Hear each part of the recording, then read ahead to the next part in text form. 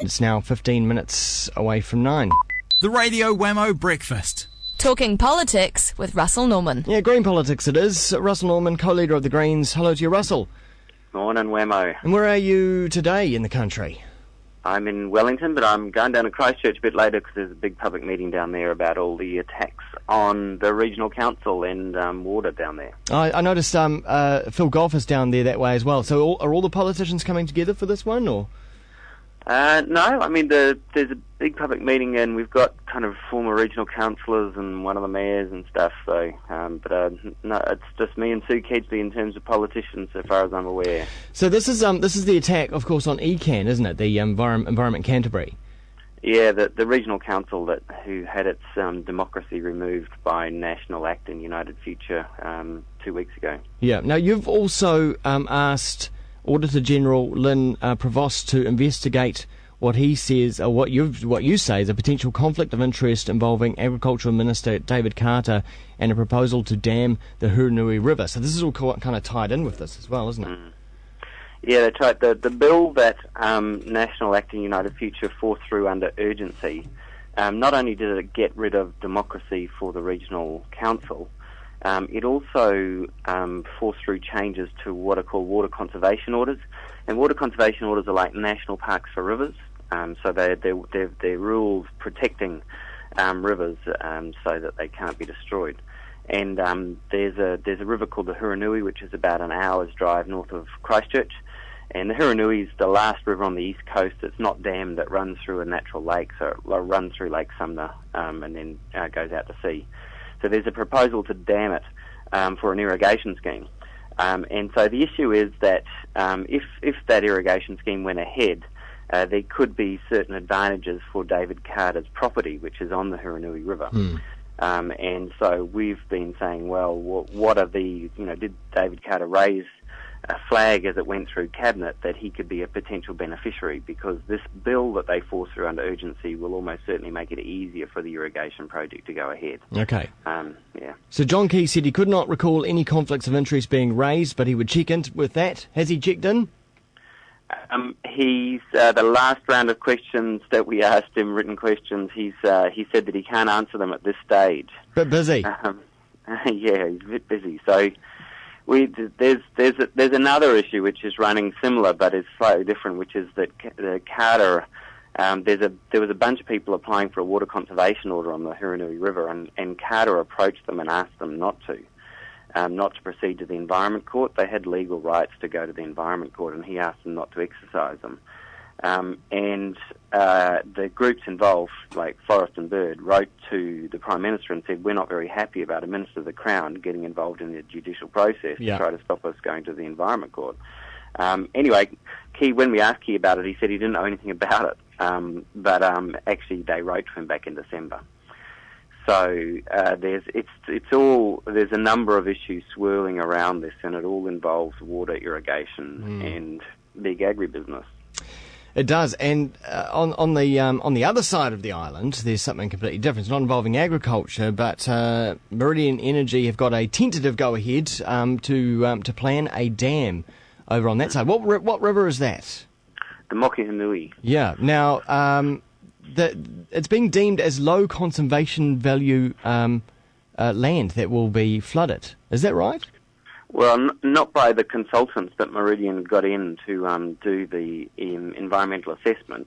I mean, the actual people Meridian got in to do the assessment said that there's no way you can replace the biodiversity being destroyed, because there's bugger all of this. This is lowland mixed podocarp forest, and there's bugger all of it left.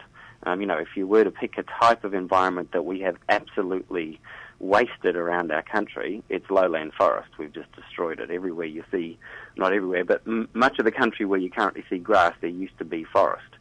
So this is a place where there's a bit of forest left and a wild, undammed river.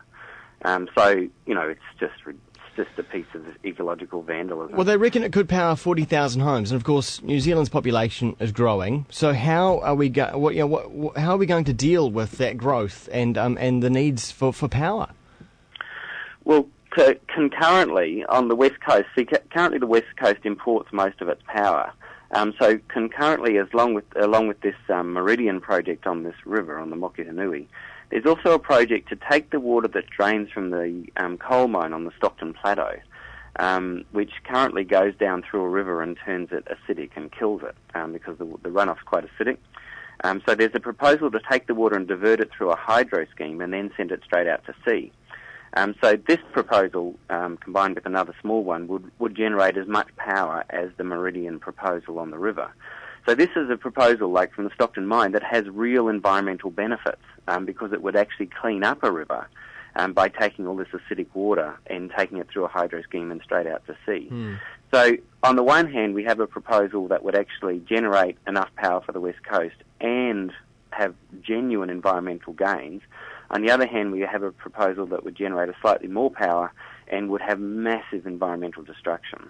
And both of them, and I just think it's obvious what we should do.